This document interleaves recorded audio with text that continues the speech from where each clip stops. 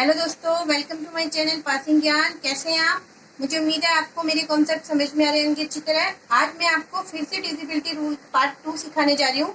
जैसे कि मैंने आपको पहले ही डिविजिबिलिटी रूल पार्ट 1 दिखा दिया है। अगर आपको उसका लिंक देखना हो तो डिस्क्रिप्शन बॉक्स में उसका लिंक मिलेगा। तो आज मैं आपको डिविजिबिलिटी रूल सिखा रही हूँ 4 और 8 का और 5 और 10 का।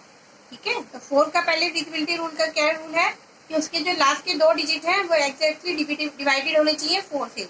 अगर कोई भी नंबर है हमारा, फॉर एग्जांपल हम मान लेते हैं हमारा नंबर है 720, तो इसके लास्ट के 2 डिजिट कहाँ है 20।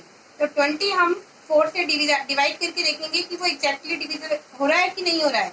मीन्स अगर उसका रिमाइंडर 0 आता है तो वो डिविजिबल होगा, अगर रिमाइंडर 0 नहीं आता तो डिविजिबल नहीं होगा। ठीक है, तो अब इसी तरीके से हम 8 का निकालेंगे, जिसमें कि हमें पता रहा है कि लास्ट के 3 डिजिट, मान लीजिए 720 है तो 720 रहेगा। ये 720 जो लास्ट के 3 डिजिट हैं ये 8 से एग्जैक्टली डिवाइडेड होने चाहिए, मतलब पूरी तरह डिवाइडेड होने चाहिए। अगर वो डिवाइड हो रहे हैं पूरी तरह, जैसे इसमें हमारा रिमाइंडर कितना आ रहा है 0, तो ये डिविजिबल होगा ये। ठीक है, अगर नहीं हो रहा होगा, अगर हमारा reminder does not equal to 0 आएगा तो ये डिविजिबल नहीं होगा। ठीक है, एक तो ये है इसका तरीका, और दूसरा ये भी है। इसमें एक चीज और भी ध्यान रखनी है कि कई बार क्या होता है कि इसके जो लास्ट डिजिट हैं, इसके लास्ट डिजिट में 2 0 आते हैं, तो भी ये हमारा डिविजिबल होगा। इसी तरीके से 8 में भी ये रूल लागू होगा कि अगर 3 0 आ रहे होंगे तो ये डिविजिबल होगा, अगर 2 0 भी आ रहे हैं तो भी डिविजिबल होगा। ठीक है, इतना समझ में आया। अब मैं आपको सिखाऊंगी 5 और 10, जो कि बहुत ईजी है। 5 का रूल क्या है कि लास्ट डिजिट शुड बी 0 और 5। कोई भी अगर हमें नंबर दिया हो उसका हम लास्ट डिजिट चेक करेंगे, अगर उसमें 0 आ रहा हो या 5 आ रहा हो तो वो 5 के टेबल में जाएगा, मतलब 5 पे पूरा डिवाइड होगा। और 10 में अगर लास्ट डिजिट 0 होगा, लास्ट डिजिट 0 होगा तो वो भी 10 से डिवाइड अच्छी तरह होगा, मतलब पूरी डिवाइड होगा, कोई भी रिमाइंडर नहीं बचेगा।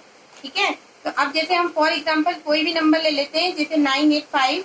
अब इसका लास्ट डिजिट क्या है हमारा 5, तो इसका मतलब ये है कि 5 से डिविजिबल होगा। ठीक है, अगर हम चेक करने के लिए आप कर सकते हैं ऐसे चेक, 5 से डिवाइड करिए इसको,